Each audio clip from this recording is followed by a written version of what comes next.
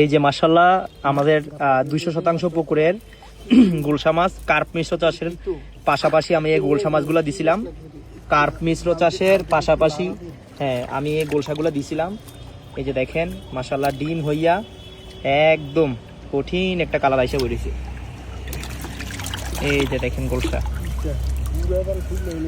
মাশাআল্লাহ মাশাআল্লাহ।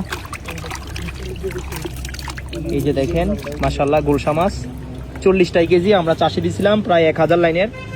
গত 6 মাস আগে 60,000 আমাদের চাষে এই 200% পুকুরে, এই যে 200% পুকুরে চাষে দিয়েছিলাম। আলহামদুলিল্লাহ তেলাপিও ছিল 8,000, বাংলা মাছ ছিল। বাংলা মাছের পাশাপাশি দেখেন এই গুলশার সাইজ কেমন হয়েছে। আলহামদুলিল্লাহ আমরা সন্তুষ্ট। প্রায় আমরা 17 মণ গুলশা বিক্রি করছি, আরও 10-12 মণ আছে।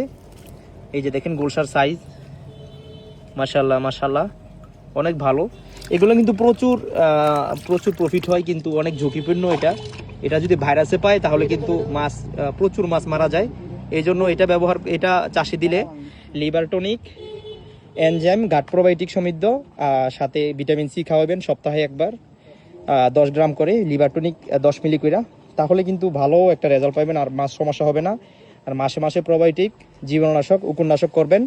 অবশ্যই আপনার মাছ ভালো থাকবে। আপনার পুকুর যদি পরজীবী উকুনে না থাকে তাহলে কিন্তু আপনার মাছও ভালো থাকবে। মাছ ভালো থাকলে মাছের গ্রোথ ভালো থাকবে। এই জন্য চেষ্টা করবেন যখন যা লাগে তখন তা ব্যবহার করার জন্য পুকুরে, তাহলে কিন্তু আমরা অনেক আগাতে পারবেন।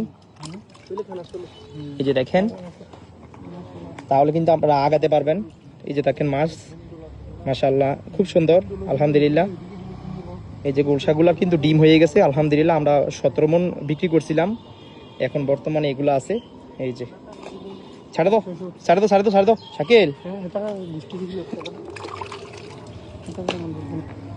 সারো সেই ফাইন ঢালাওগে আস্তে একটা মাই ঢালাও।